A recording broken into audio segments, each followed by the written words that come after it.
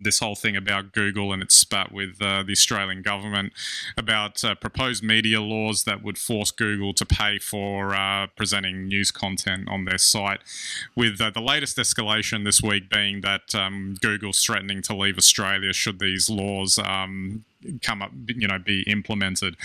It's kind of undercut, though, by the fact that they somehow managed to do a deal with the French government for almost exactly the same thing and managed to stay in the country. But to me, this just seems like another, I don't know, poker-esque attempt at, move kind of thing, who's bluffing, who's going to do what or whatever.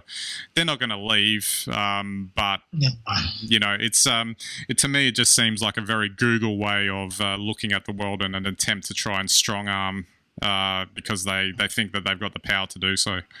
It's interesting. It's one of these ploys that are exactly the same as any Google product. It's a pretty good idea, I guess, but it's just dumb. Well, it doesn't work properly. It doesn't make any sense. If Google goes, we'll just all move to Bing. Yeah, and Microsoft will be super happy. Well, it really doesn't make any sense at all, any of what they're saying. So if they removed Australian news from their search terms, which they tell us they can't do, like to hide innocent victims' names or whatever, but they can quite clearly. If they do remove Australian news, big deal. I don't think that's actually the issue. I mean, or I should say, I think that's a separate issue around the media, payment for media. Yeah.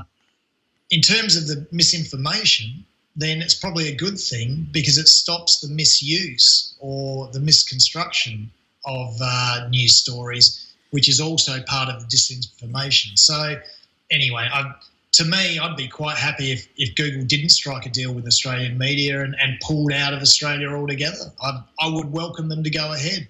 I wouldn't feel any poorer.